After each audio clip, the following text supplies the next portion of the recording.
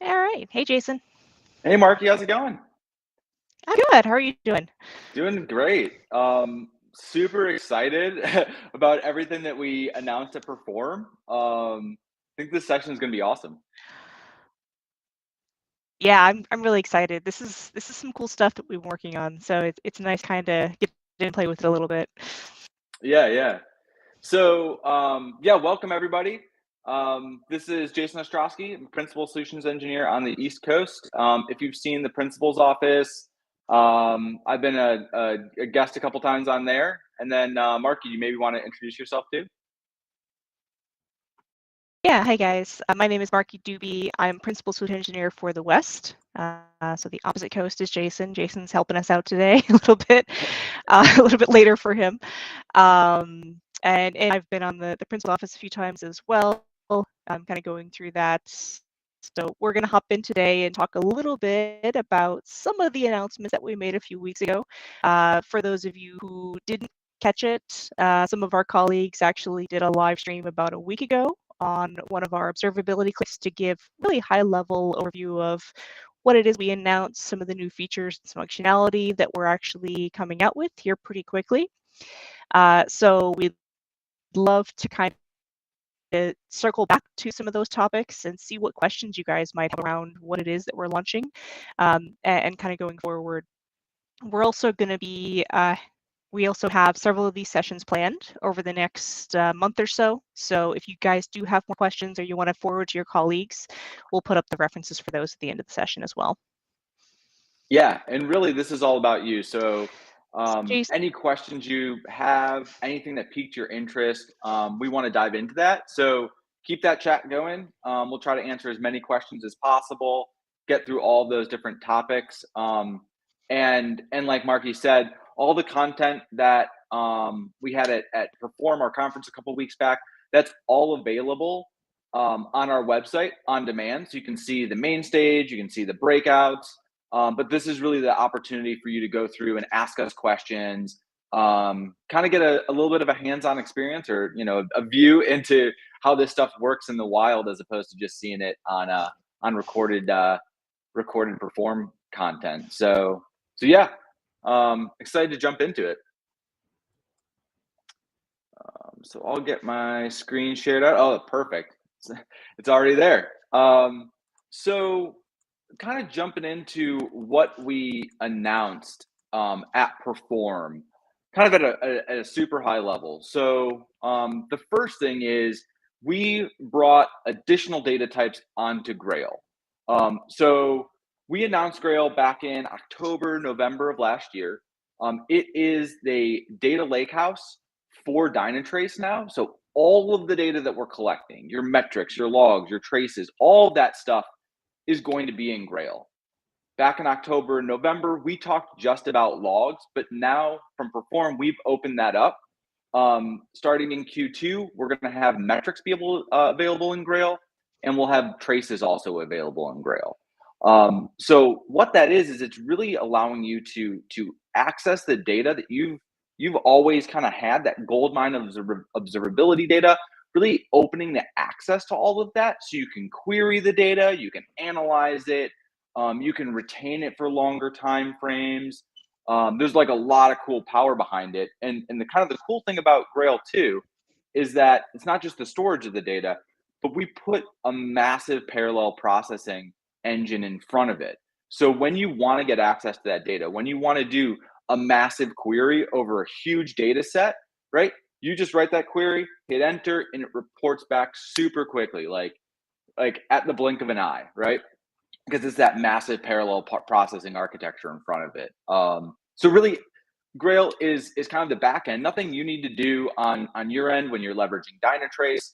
But really, it's the new data lakehouse for Dynatrace that really unlocks the answers that you need out of your observability data.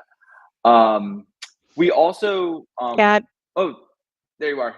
Yeah, Marky? No, I'm sorry. I just wanted to add to that, Jason, that this is really one of the really big, powerful pieces behind this is it doesn't change the core functionality of Dynatrace, right? We still have auto discovery, we still have root cause analysis, we're still doing everything we've already done, but now you guys actually get direct access to this data. And I think for me, that's the crazy thing and the really powerful thing about the new backend and how we're building that out is that you now have direct access to these pieces to be able to do your own analytics, to be able to do your own reporting with that.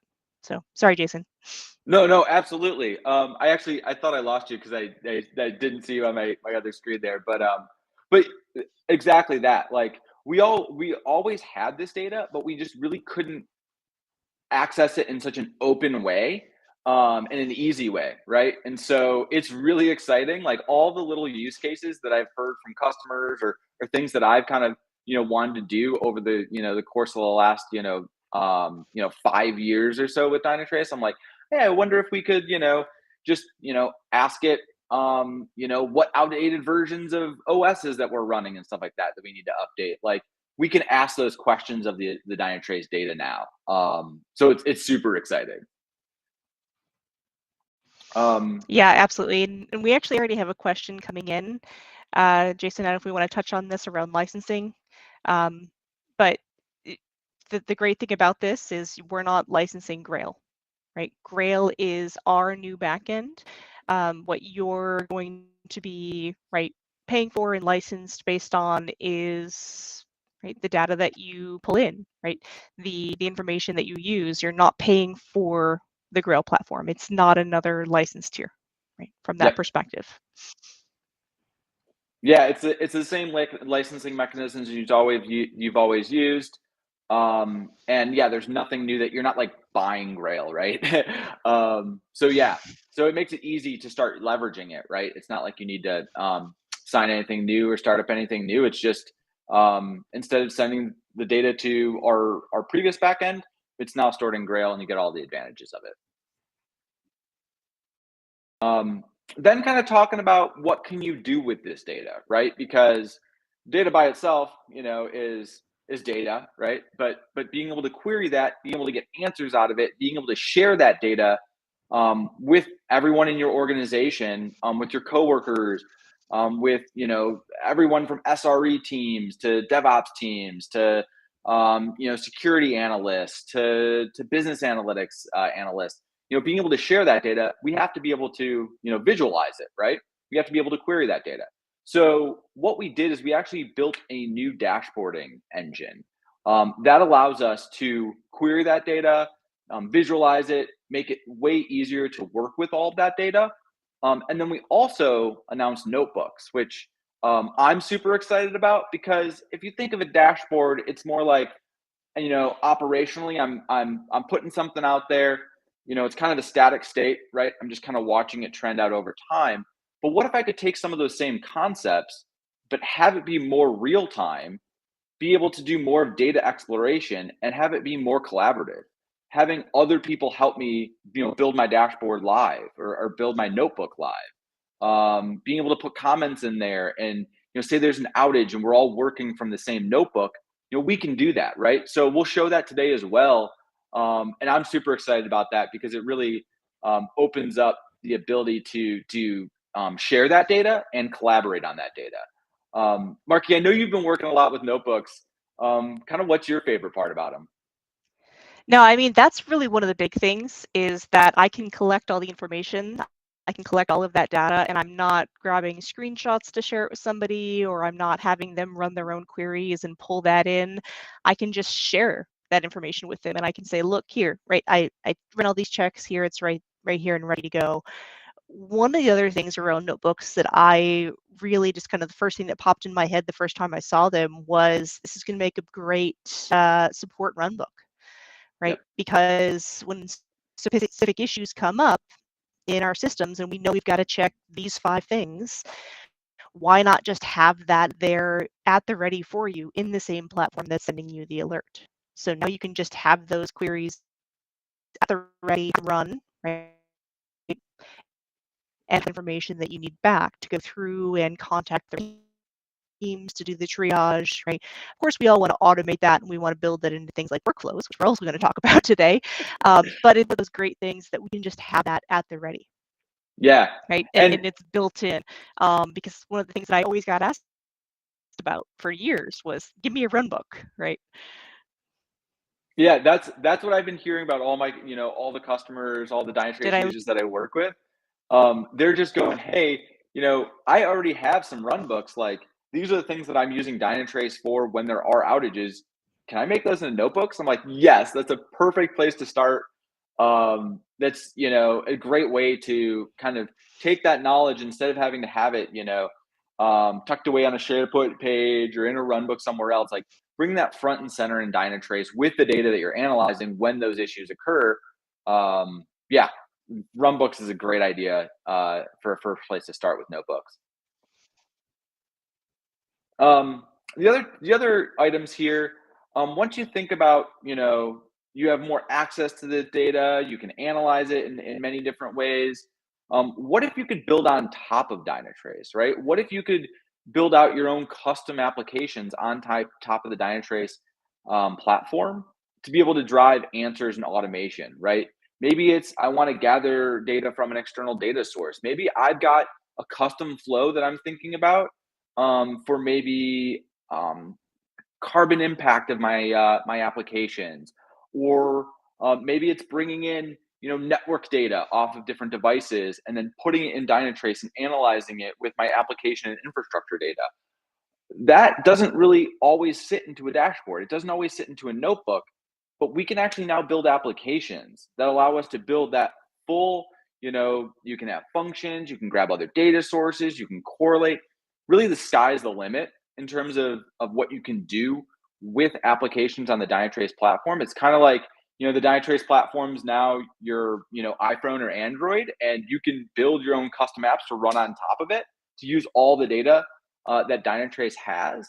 And so that's what's really exciting. We'll show a couple examples of those, but we've got a lot more that are coming down the pipe that you'll see in Q2 when we do our big, but kind of our big release on a lot of these features to our customers. And one of those apps that I'm personally super excited about is workflows. This is something that I've been wanting Dynatrace to be able to do for a really long time. Instead of having to do all the automation outside of the Dynatrace platform, what if we could do that all within the Dynatrace platform, right? What if we could do a little drag and drop flow of, if a problem ticket occurs, here's kind of my decision tree. Here's what I want to, do I want to page somebody? Do I want to check a couple other data points? Do I want to go hit Ansible to do a remediation?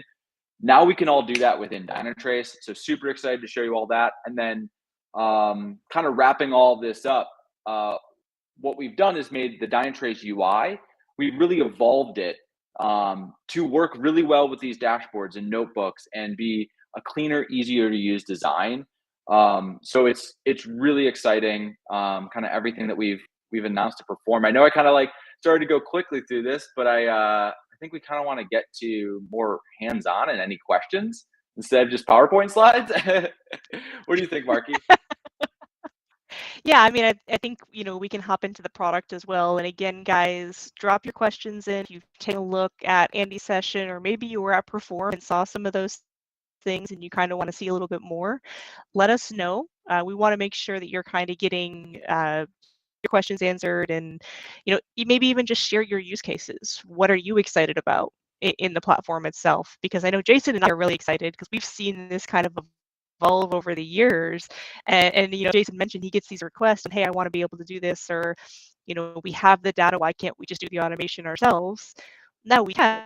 And so we're excited, but it'd be great to hear from you guys as far as, is that actually something that you and your teams are looking forward to? Is this something that you have some ideas as far as what kind of apps you want to build, those would be kind of great things to hear as well, just that everybody can kind of start thinking about this, because this is brand new territory for us. So we're all just kind of jumping in. Yeah. Yeah. So yeah, maybe we can hop in a little bit and talk about UI. Sorry. No, yeah, let's go for it. Maybe want to go kick into maybe some dashboards and notebooks. Yeah, let's hop in here a little bit and talk a little bit about the new UI and what's like. So, Jason mentioned one of the things we're kind of trying to do with this is, we launched our new UI and we're talking about things like notebooks and dashboards and what that's really going to mean. That's really one of the things that we want to, because everything that we're now doing with these updates and with the new functionality and with our new backend, it's really opening a lot of doors for getting you guys access to the underlying data. And in doing that, by having things like applications that we can build out, that's really what's going to help, by pulling those different pieces in. So let's walk through this a little bit. What I've done here is I can kind of walk through this a little bit, and you'll notice in the tutorial I can run through that and I can see.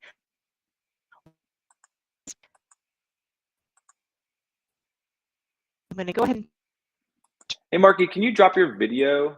Getting a little choppy. turn on what the new functionality is. I'm sharing here. Yep.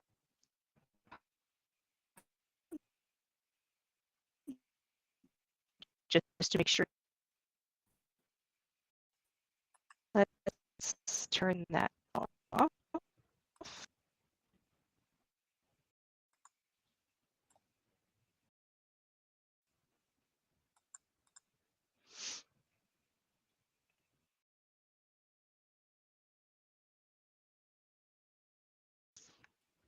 All right.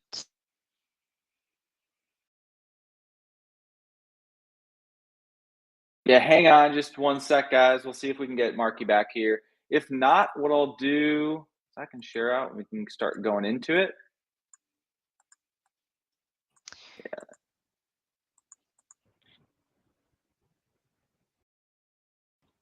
All right. You know what? I'll get sharing out so we can keep on moving, and hopefully Marky's connection comes back. Thanks for everyone for being patient.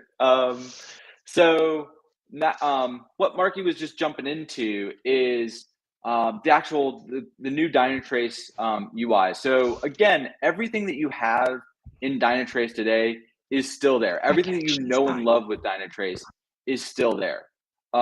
It's just that what we've done is we've added all this additional functionality, the automations, the applications, the workflows, all this really cool stuff, so you can analyze that data better. So, and get answers out of that data. So right when you come into the new Dynatrace UI, you'll notice that there's a couple new things here, right? It gives you kind of a good, a little welcome, shows you how to navigate into it, what you can do with our notebooks, with our dashboards, with the workflow engine and automation, how to extend it with custom apps. So everything that we've kind of talked about, it's right there at your fingertips. What you can do here as well is all of your different use cases, right? The new stuff, or some of the stuff that you're using today, right? You're using the Smartscape and problem tickets. That's all still there, and you can still navigate to all of it and get all of that data quickly, right? So, when we say we have a new design UI and we're adding all these new functionality, sometimes folks are like, oh, this is a new thing to learn, and like, yeah, there are new stuff, but like everything that you're used to, all of the workflows you're used to, they're still all there. So one of the most exciting parts about the new about everything that's come out from Perform is notebooks. So what notebooks really are is they're data driven documents that allow you to collaborate, that allow you to share analysis with your coworkers, It allows you to query data, to visualize data, to comment, to collaborate. So for instance, here I've got a Black Friday report, right, where I've actually pulled from last year. What was actually what were the logs that we came in over time? What was our traffic kind of like over the whole Black Friday, right? What was the log level associated with that? Was it, we have errors? How many errors? Was it by a specific cluster? I can even write functions in JavaScript inside the notebook itself. So if I need to do custom analysis, or if I need to query other data and bring that into the notebook, I can do that. And I can also write down and annotate right within the Dynatrace platform as well. So like Marky was saying, your run books and someone wants to put a comment in there, you can do that, right? It's really easy to collaborate and to add additional insights, right? That maybe you want to explain the data a little bit more, or explain what you tried during an outage. You can do that with notebooks. Yeah, absolutely. And I think one of the other great things about this as well, Jason, that we can go through and we can pull this information in, and we can have the ability to kind of collaborate back and forth. But you can also collaborate with other data you might have, right, within your organization. So we can do things like link out to other systems, or even make API calls, pull in data from other systems and analyze it right here on the fly within these notebooks. So even if it's not something that's coming directly from the Dynatrace database or directly from Grail, maybe it's something that you have in your ticketing system and you just want to reference it here. Those are things that we can actually pull in and just have right here at your fingertips. Yeah, and that's like a great example too. Like, let's pull in details from those tickets and list them out in Dynatrace. And it's not just a one-way, communication anymore, where you're just posting out an event or a ticket somewhere. It's, let's bring that back in and see, what has been done, who's worked on it, what have maybe other solutions already doing? Is somebody already trying to remediate it in some way, right? Having that all in Dynatrace and having it all in the notebook allows you to kind of get to the root cause faster and fix those issues faster. So yeah, super cool. Marky, were there other notebooks that you wanted for us to cover? I'm glad you're back with us. Yeah. Yeah, actually, I mean, there was one of the other things I really am loving about how these new pieces are being designed is just the interconnectivity between them. So, just the sheer fact that I can actually go into and look at something like a dashboard, which may be a little bit more from a reporting standpoint, right? And I can keep that isolated. I can also link into things like the report or like the notebooks that are running, or any workflows that I might need to kick off or trigger. I can really link all of those together. Um, so, I mean, from the dashboard view, Jason, I don't know if you have one of the examples that I kind of like is the cloud usage dashboard. I I can don't also have that loaded up. So try you to want to share, try but yeah, sharing again? I can try and share again. We'll see. I'm going to give Yeah. up on the camera for today, guys. I do apologize, but I want to make sure that we can get into this. And we'll go with this. And we'll get into here. Right. So this is just a real simple dashboard, right? Nothing crazy, but it's one of those things where it really, I think, tells a good story around the collaboration that we can do and that we can actually work through with our teams. So here we have top level report. This is maybe going to some executives' views, or it's being put up on a wall somewhere for everyone to see, hey, what is our current run rate? What are we running at from an instance perspective, right? Do we need to cut that back? So here I can go in and kind of take a look at that. But if I do need to dig in and get more details, or I need more information, maybe I need it for my job, but it's not something that I want to put up on a wall screen somewhere. So what we can really easily do is just link into these other systems. So we have the ability to just very easily, like Jason was saying, share things like these notebooks, do the collaboration, and now I actually can come in, I can have access to the data that's coming through, to that pre-populated information. And in fact, in this case, this is one of those instances where I'm drilling into someone else's notebook. So when I'm sharing out these notebooks, I can share them out so other people can edit and collaborate and add comments to them. Or I can simply say, hey guys, I already gathered all the information you need. Here's a read-only copy of it. So I don't necessarily have to go through and make this so that it's just an open playground. I can also say, this is a report that I think is useful. I've already gathered all the information for you. Here's a read-only copy.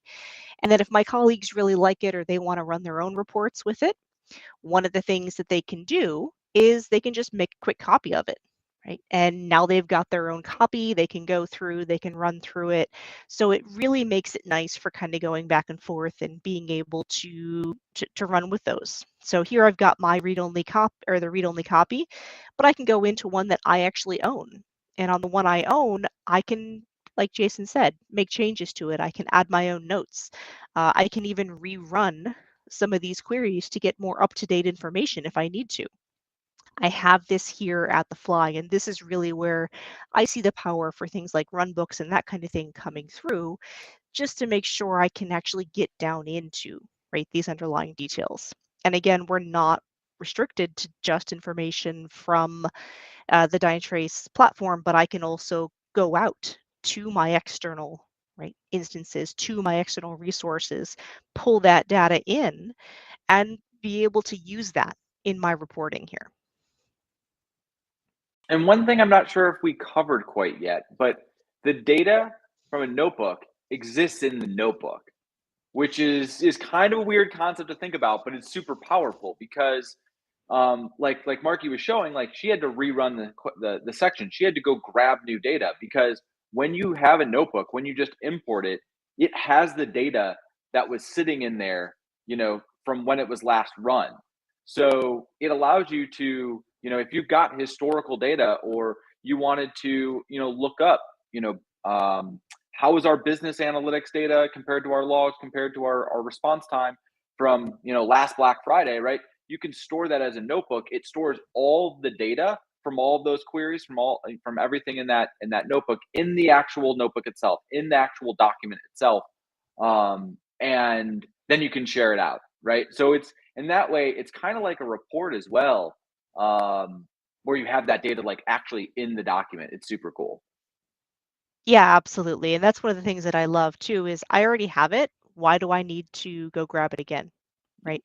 And that's something that it is a brand new concept for us as well, because traditionally speaking, when we talk about things like dashboarding and whatnot, those are all real time, or maybe we're going back in time a little bit to look at a past set of data, but we're re-grabbing that every time. Whereas the notebook is something that I can just say, look, I've gathered it. Another use case you can think of this for this is maybe I have a monthly report I have to generate. I can use a notebook to generate that report. I have all my queries, I have everything at the ready. Every month, I simply go in and say, hey, rerun these sections, and it's going to recalculate for me. And it's going to pull those different pieces in so that I just have it there at the fly. So I don't have to worry about going back and trying to rebuild it or extract it out into something like an Excel doc or an external report. I just have it here at the ready, and it's super easy to just be able to go through and share this with my team members so they can actually get down into it. Yeah, Uh, it's super cool. yeah, no, I mean it's really great just to be able to kind of, it's just the flexibility that this gives us. Um, One other thing which is kind of interesting too, and it is brand new, functionality that we're pulling in, is one of the other questions that I know I get quite a bit, and Jason, I'm sure you've heard this a few times as well, is, you know, we have all this information, we have the ability to do it. Can you tell me what's going to happen next? right? What are my resources on AWS going to look like next month?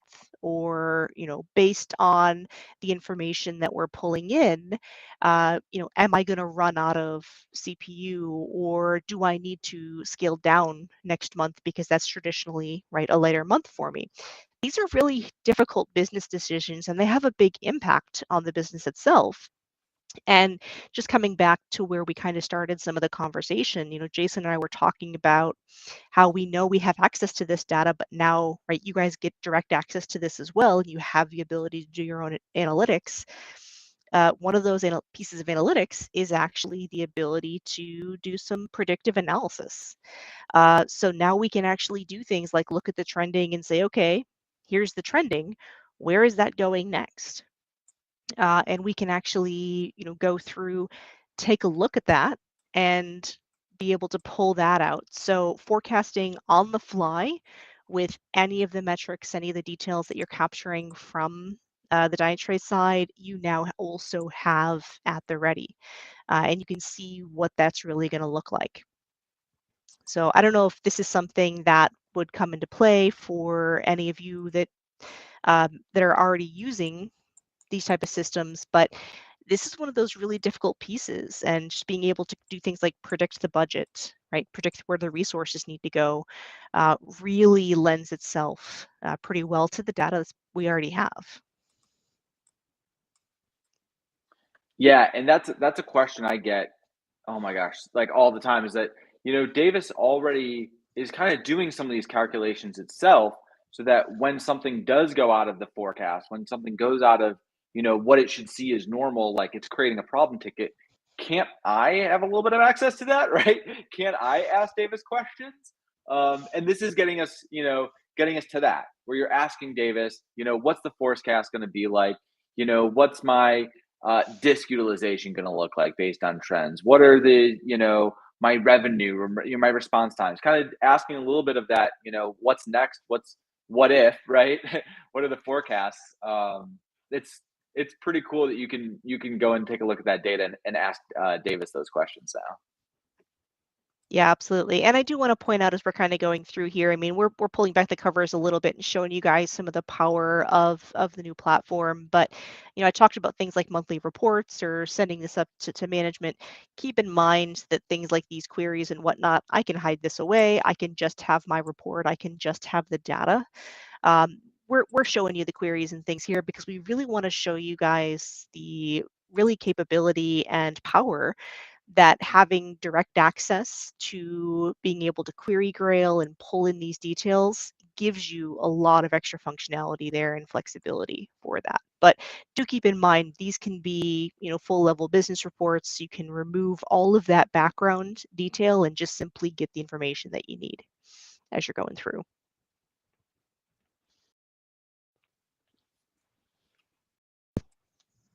Yeah, questions are definitely welcome. So, keep that chat coming. Ask us any questions you may have, like any use cases you may have for a notebook, or maybe something you want to see through workflows. The automation engine that we're gonna kind of cover next. Yeah, want to make this as collaborative as possible and answer any questions you may have.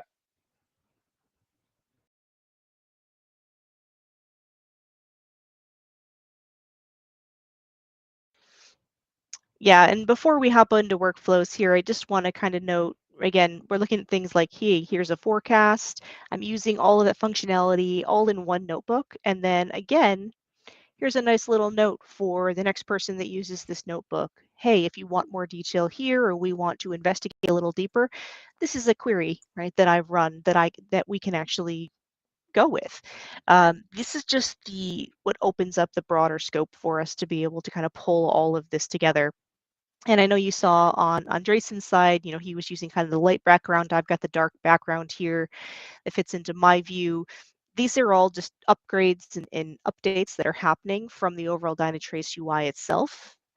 So you guys really can build out whatever you'd like. And that's really the beauty of having this app engine architecture that we're launching is we're building out apps like notebooks and workflows and dashboards, but you can, sky's the limit. This is where you now have access to this and the platform to run it.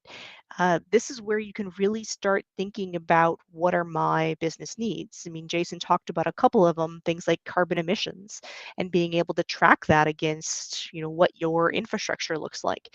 Those are the kind of things that we can really pull in from that perspective as well. Yeah, there's so many use cases that even just from the Perform conference, right, that people have been starting to talk about. Whether it be like Mark was mentioning, carbon footprint or cloud optimization, um, bringing in data from other data sources and marrying that up with the observability data, ingesting network data and building that out as an application. Like it's I'm going to be so excited when I start seeing not only the stuff that we're building, but once the customers get the hands on it, right? The Dynatrace users get their hands on this stuff and all the creativity and the use cases they come up with. Like I can't wait for it. Oh, I am seriously excited because I know there's so many things that people have brought to me over the years, and it's just one of those things where it's like, yeah, that would be really cool, but maybe we can do some API extracts, or maybe we can do an extension to kind of pull some of that in. Now it's somebody asked me that question, and I'm like, yeah, why not? Let's do it. Yeah. It's just an immediate, response now, which is just kind of mind blowing from my perspective, and I'm super excited to see what people come up with for this. Yeah, absolutely. Do you want can I share out? Maybe we jump into Yeah, absolutely. workflows. So let me get up and running here.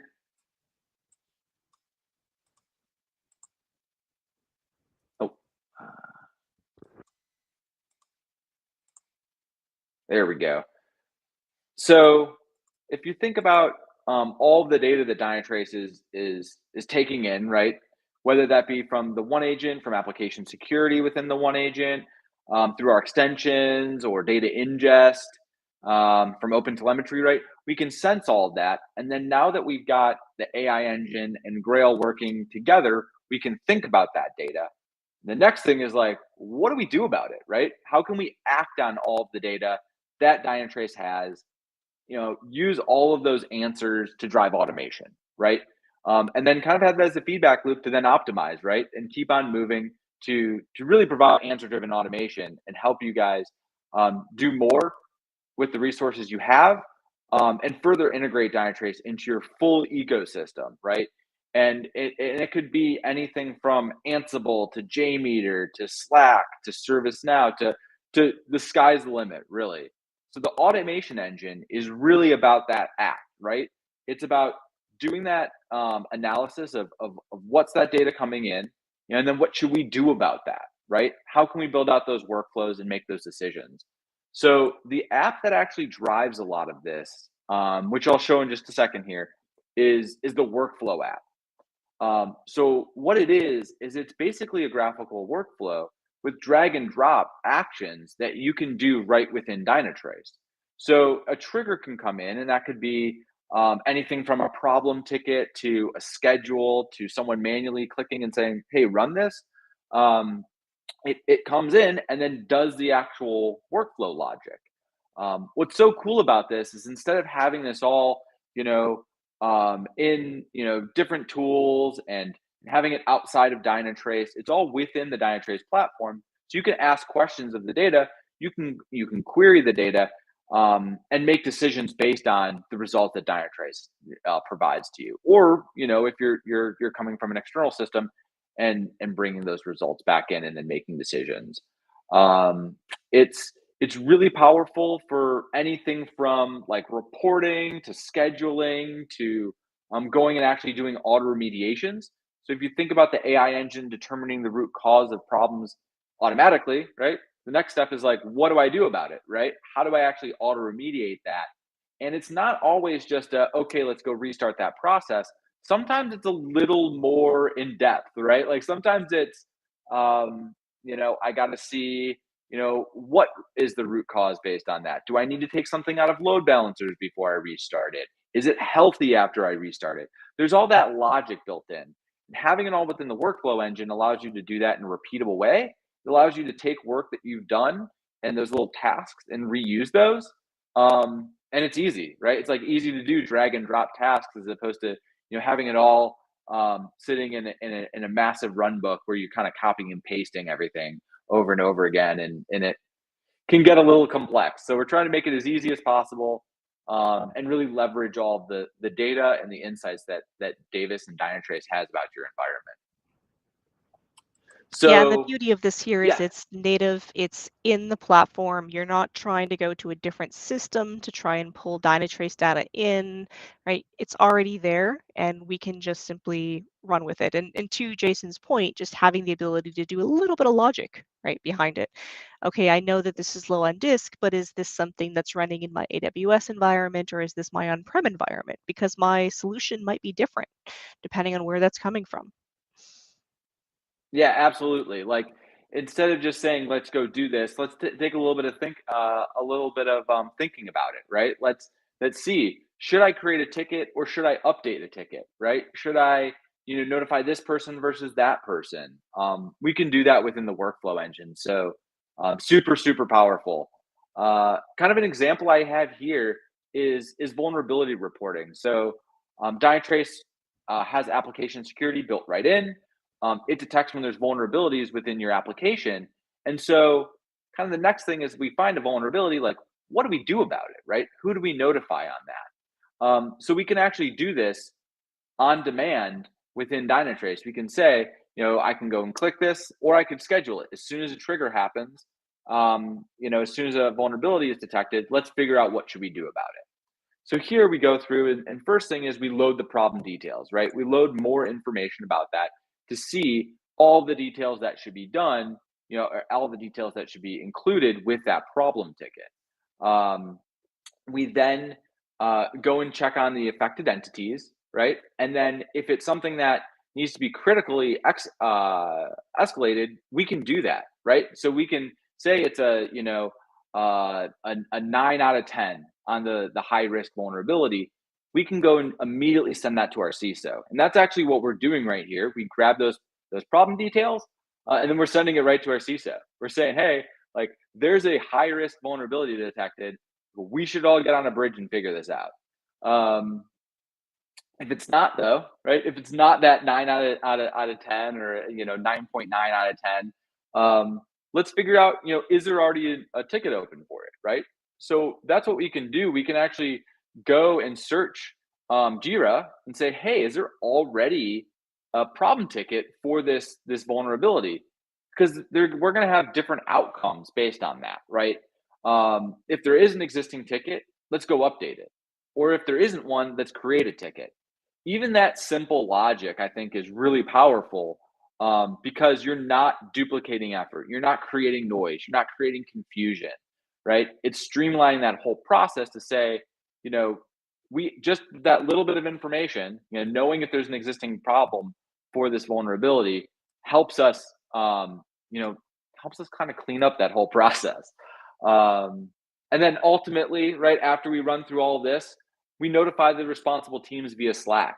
So if you kind of notice through this, it's not just all in Dynatrace itself, right? We have some of this stuff that's the Dynatrace data, but then we're taking data from other sources, like think about grabbing that ticket from Jira, or emailing out to our CISO, or notifying the responsible teams via Slack. It's about being smarter with those executions, with those integrations, and really streamlining that workflow from I have a problem to what do I do about it. Yeah, and it's just one of those things where just having that little bit of extra flexibility to be able to pull from other systems. I mean, that's one of the, again, going back to just the years that Jason and I have been doing this, we get that question of, you know, you have this great alert, this is awesome, but I really want to marry it up with this system over here, right? In Jira, I have a mapping for exactly who to call for that. Or I have, right, I already have a ticket open for that. It's already in my sprint planning for next month. Do I actually, right, or can I actually pull that in? And can I be able to go through, right, and merge that together? So this is giving us the flexibility to be able to do that, right? Both through things like the notebooks as well as this workflow. Now I can actually, on the fly, when I have this type of vulnerability report, I can go and say, okay, is it already in my roadmap? Is it already in my sprint next month? Or, right, do I need to escalate it because these are things that, right, are now coming in? So it's just adding more and more context to be able to do that, and that's really the big thing. And I think we just talk about this, or I talk about this all the time, but it's so critical when you're looking at this type of information to have the context Yep. for other systems, for the business, right, kind of across the board. Yeah, yeah, absolutely. Having the context makes this stuff actionable, right? It makes it so you have a result out of it. And the workflow engine, having it right within Dynatrace, allowing you to like query those things, it makes it really easy to say, what should I do about this stuff? Or do I need more details? All that. There was a question that popped up about licensing. So again, this is just things that in Q2 you'll be able to leverage within your environment. Right? There's no new licensing that you're going to need to purchase to leverage Grail, to leverage some of these workflows. There are components based on like how much you're using of all of this that eventually will be leveraged, but to leverage the functionality to get up and running, right? It's going to be on, right? You're going to be able to leverage all of this. Yeah, and absolutely. Next quarter, you guys are going to have the option to start trying some of this out.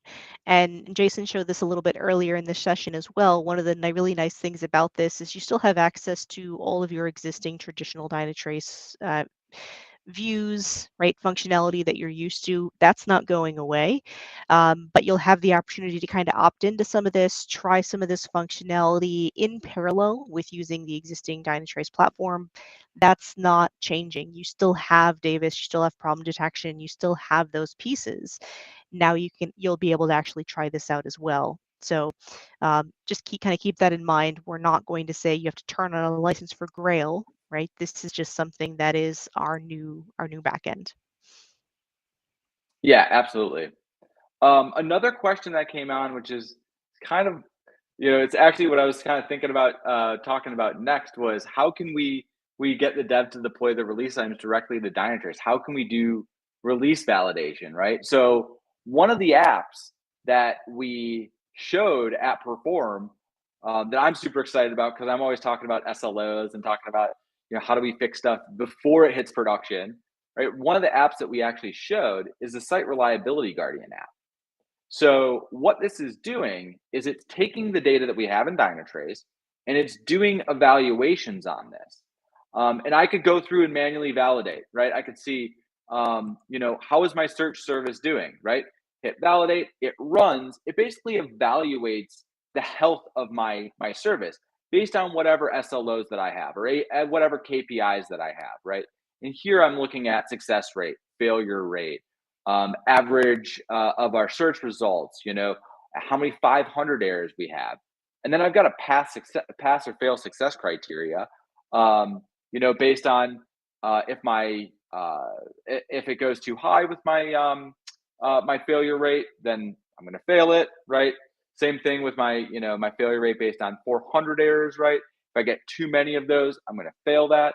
So what it does is it evaluates my service and looks at all those SLOs, right? Looks at all those the service level objectives and says, hey, are these meeting my goals or not? And if they're not meeting my goals, then we do that failure. So I just did that manually, right? I just evaluated my search service to say, hey, is this healthy based on the SLOs that I've set up. But kind of just doing all this manually is not the end goal, right? Because what we want to do is we want to automatically catch this stuff, right? And this goes kind of back to the question is like, how do we trigger these? How do we do these evaluations and determine is this good? Is this bad? Do we push it into the next stage of our pipeline? Do we stop our bad builds? We can actually do that through our workflows. So the Site Reliability Guardian application that's doing the evaluation, it's actually triggered from our workflows. So we have an event trigger of whenever I see a new deployment that occurs, right, on my cart service and on production, there's an event that comes in. So it's just hitting the Dynatrace API, creating an event. Maybe you give it some metadata, like who deployed it, what the release number is, stuff like that. And then when that hits, it goes, okay, let's run a validation on that. Then after that valuation is done, we determine who owns that, and that could be custom code that I'm writing in JavaScript to see who actually ran that workflow evaluation. Pulling from that event data that I got in here, and then I determine what I should do about that. Right? If it's a pass, I'm just going to go and promote that to production, and I can do that. Right? I can promote that production. I can run that that action, right? That promotion directly from Dynatrace, and I'll also message our key individuals to say, hey, let's pass this one. Something with a fail, right? It doesn't meet all those SLOs. I'm going to fail that, send the message to Slack, and then roll that back. And then I've got this middle one. Maybe there's a warning, right? Maybe half of my criteria succeeded, maybe half of them failed, maybe everything's in that little yellow band of warning. I want to ask for an approval, and I can do that. I have that one little safeguard to say, all right, what should I do based on that? And then I can, pick that, right? That manual promote or roll that back. So yeah, it's super powerful. The workflow engine really taking in those event details that when we're sending new events into Dynatrace, when we're doing new deployments, and then doing that evaluation automatically in collaboration with that Site Reliability Guardian application.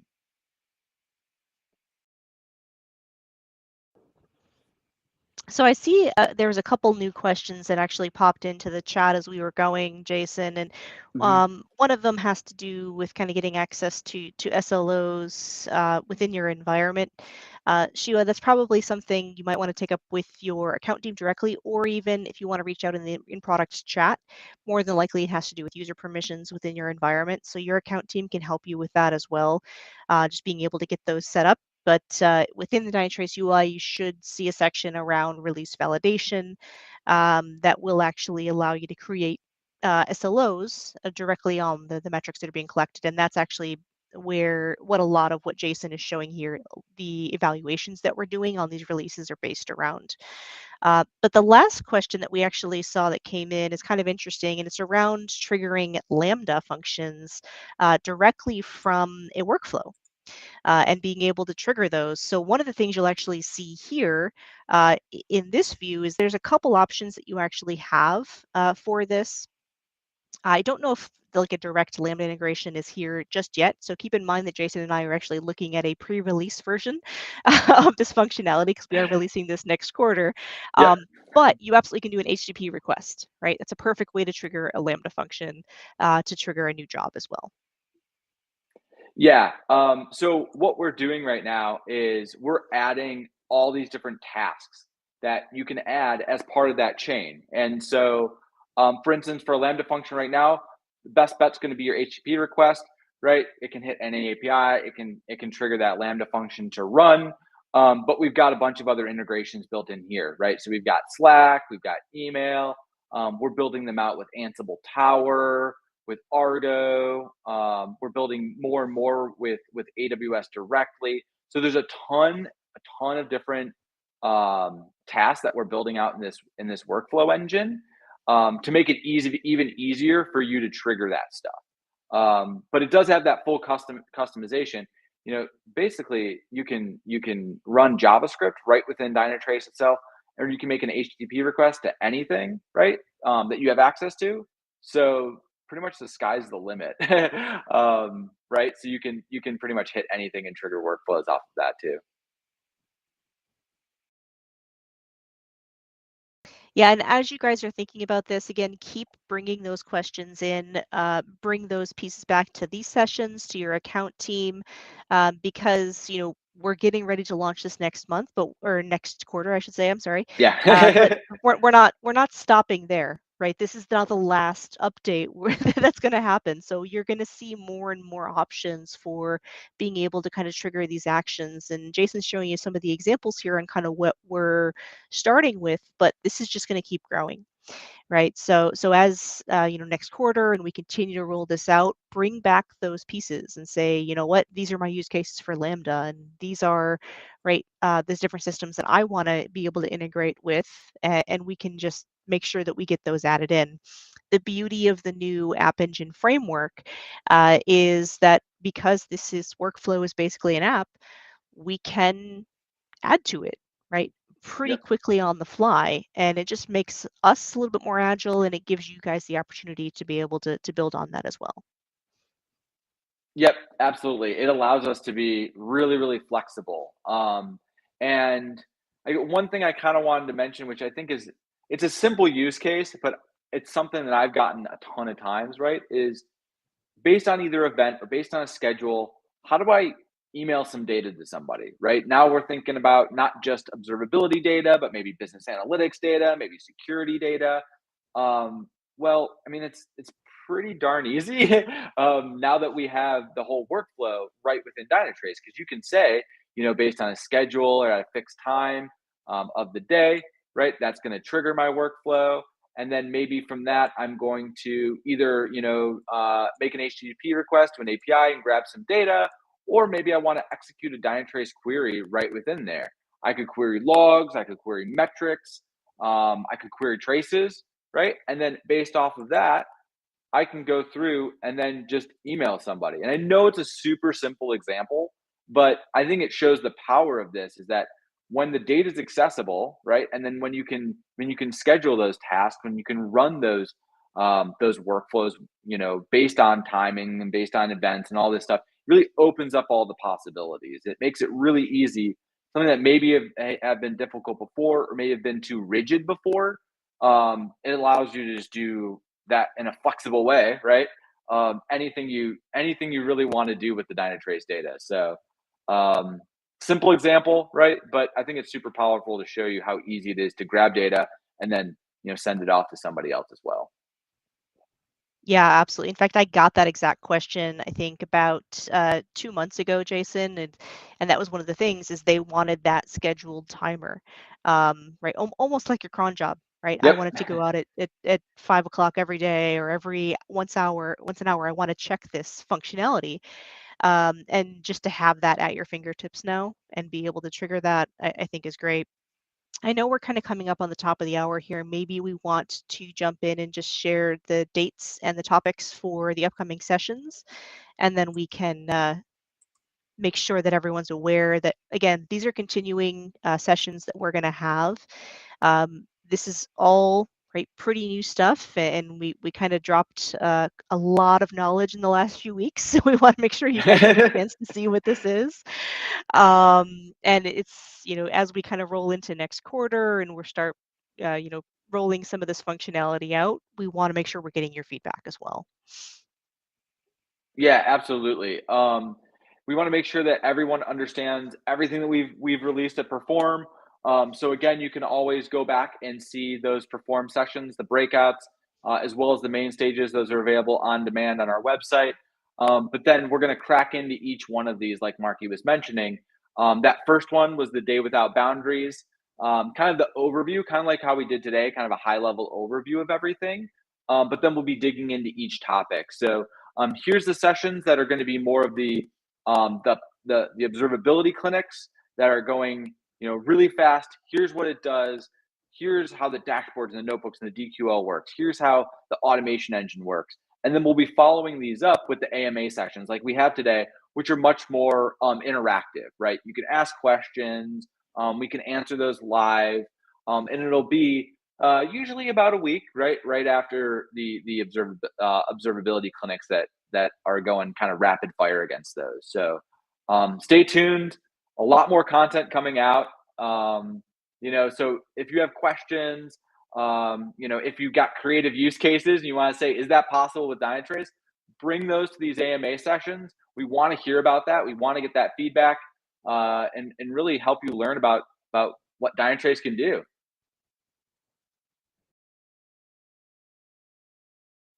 So I think with that, I think we're pretty much up on time. I think so, yeah. Thank you very Yeah. much, guys, for dealing with my camera issues. I apologize for that, but thanks, Jason, for helping out as well as we're kind of going through this. And like I said, guys, if you have more questions and you want to dig deeper into this yourselves, reach out to your account teams. But we're going to be back here again over the next few sessions to kind of make sure that we, answer those questions and you guys get the chance to see some of this live. Yeah. Thanks everybody for joining and thanks for hanging out with me, Marky. This is super fun. Yeah, absolutely. Thanks, guys.